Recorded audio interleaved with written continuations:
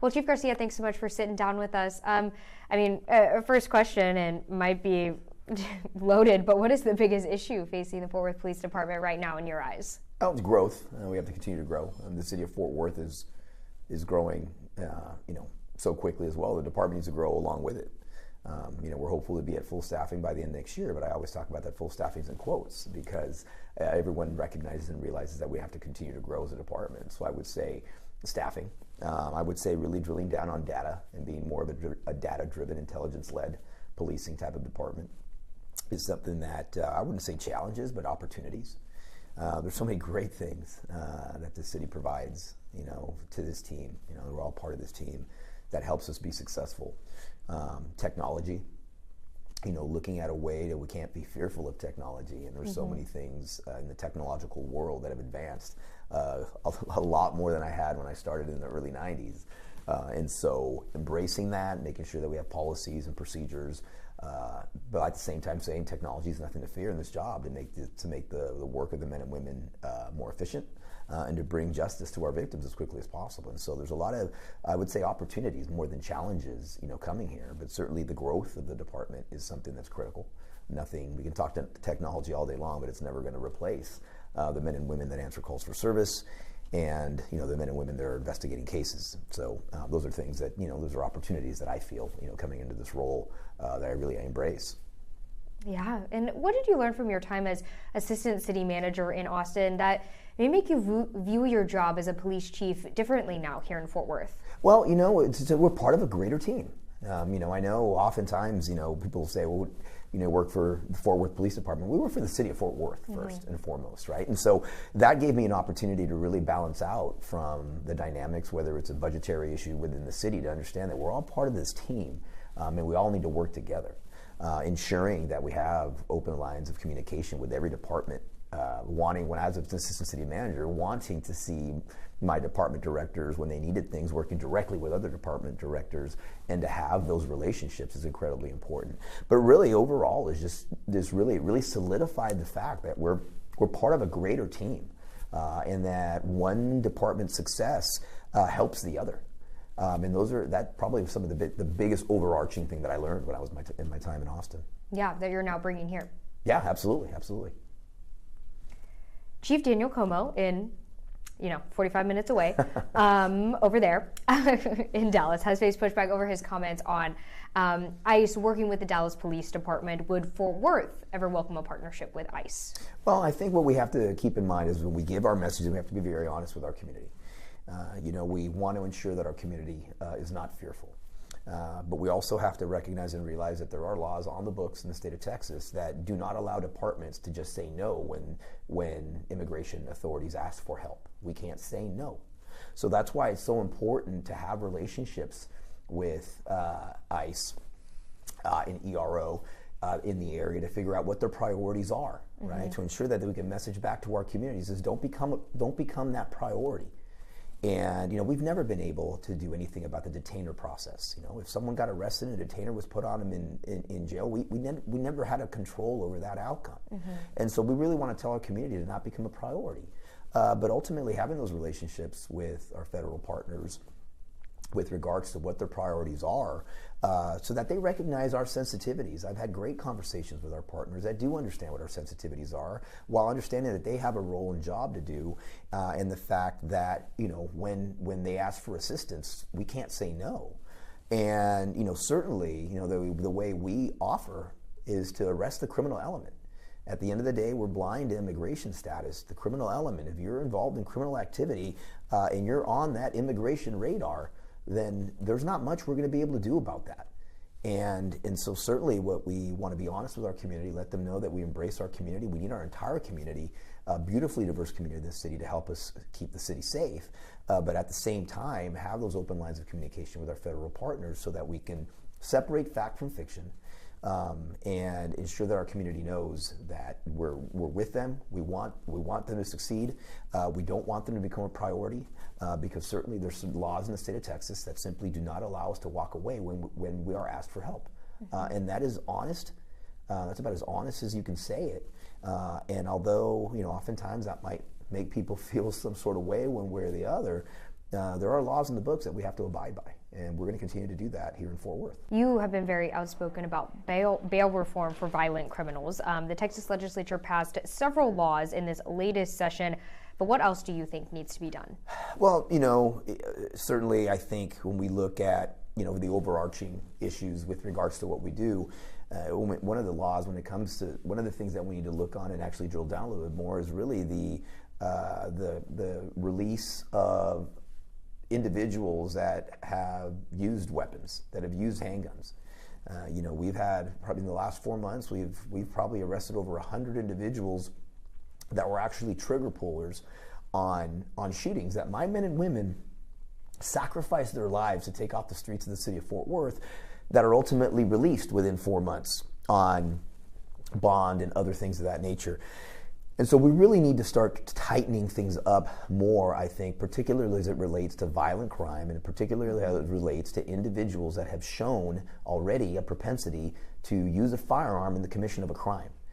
And, yes, I've always been loud about that, because my men and women need someone. They need us to be loud about it, because they are out there risking their lives, and we certainly don't want a catch and release type of mentality. My men and women, if someone needs to get taken to jail 20 times for a violent offense or whatever has been committed, they will go out there 20 times to do it. And they do it without complaint. But I see it. And so oftentimes, and I will tell you this, one of the amazing things about being here in the state of Texas is the fact that our legislators do listen to us.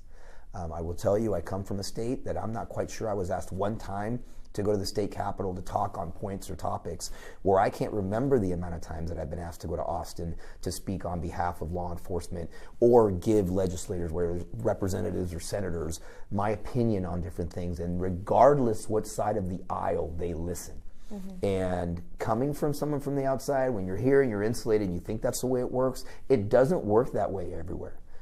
And I'm very pleased that happens. And so we'll be very thoughtful. I've had conversations with city manager and with the mayor with regards to how we can look at the next legislative session of what things that we need. But certainly accountability for violent offenders, particularly those that are the trigger pullers in aggravated assault crimes, is something that we need to continue to look at what more we can do to hold them accountable, which then ultimately keeps our community safe. We have to mention technology, like you mentioned in your first answer there. Many police departments, they are turning to technology to help them, whether it's drones to respond to calls, microphones to help identify gunshots, facial recognition, flock cameras, you name it. What role does tech play in future policing in your eyes? Oh, a tremendous role. It plays a tremendous role. I mean, I know that there's law enforcement technology leaders around the country that are constantly asking us as police departments, what do we need? And they get into their labs and they come up with amazing things. I also know that for some, technology can be scary. They get into the movies of, well, what if this happens and what if that happens?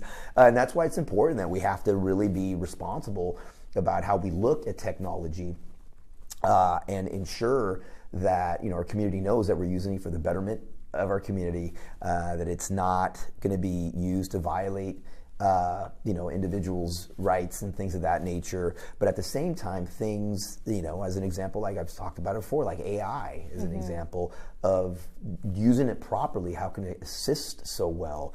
The use of drones.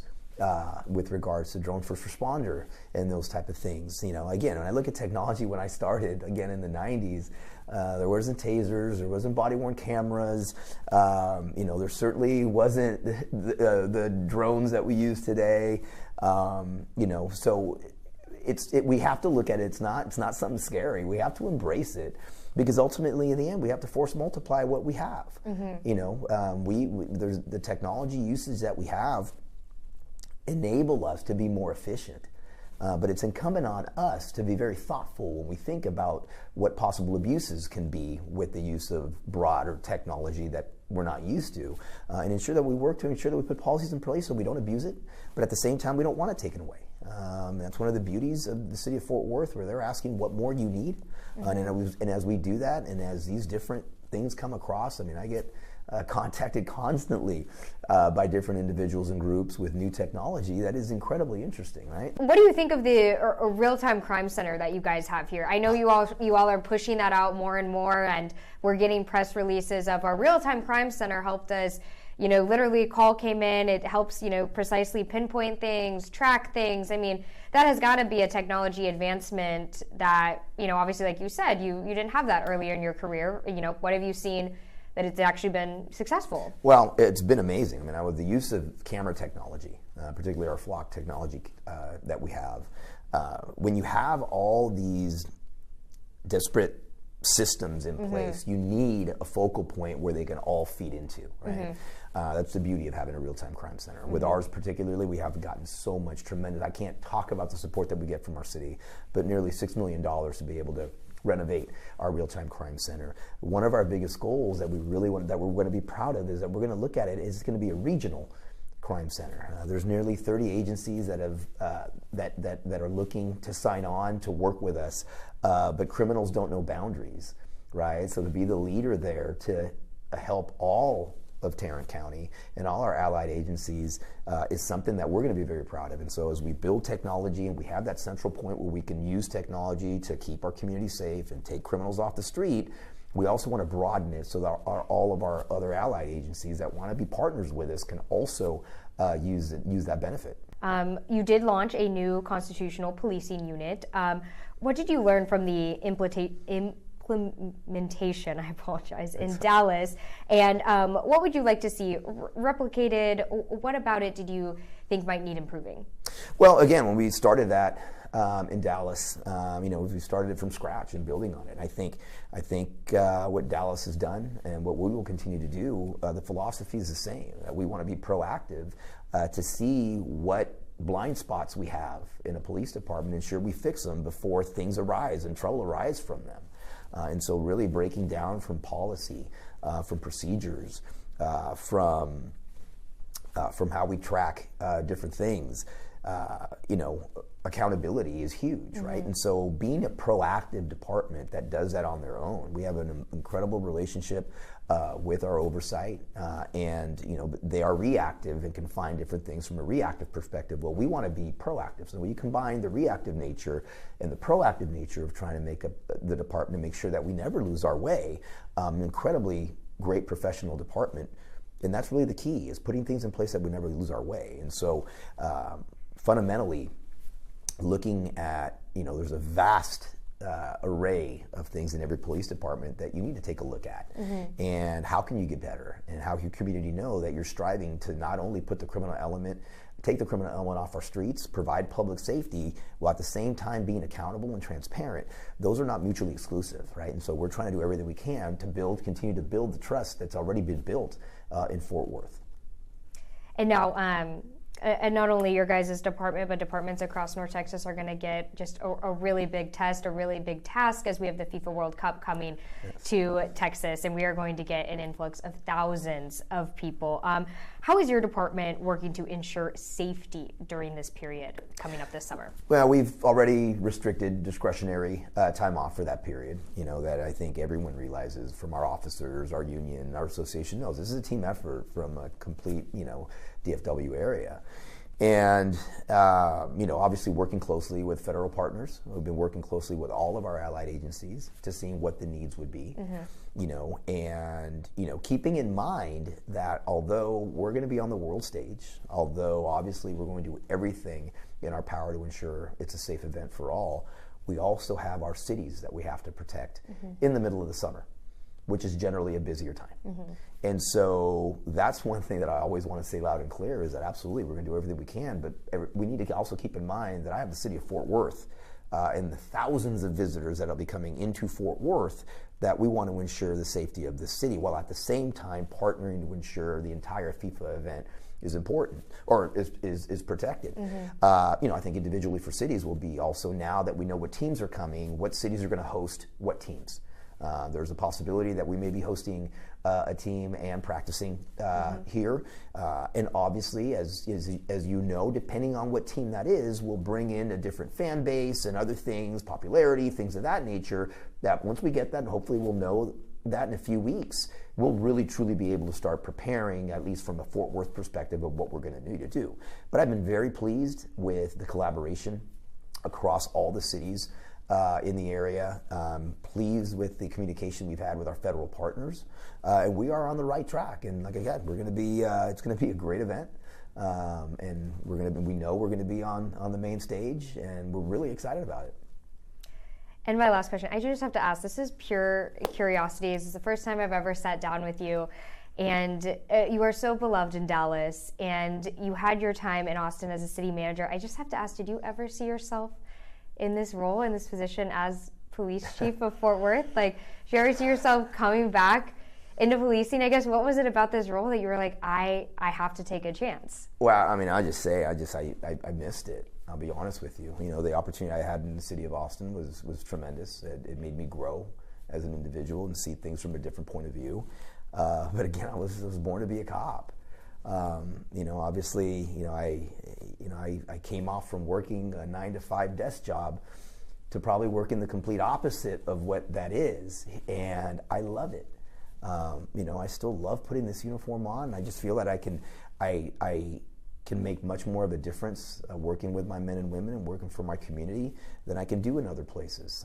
Obviously, coming back, I didn't just come back to anywhere. I mean, to be honest with you, I've always said that we live in probably the most supportive state in the United States, in the country, for law enforcement. Mm-hmm. And I truly believe that we are in the largest city in the state of Texas, which also, a large city in the state of Texas, that is the most supportive large city in the state of Texas. That's my belief of law enforcement. And so it had to be the right fit.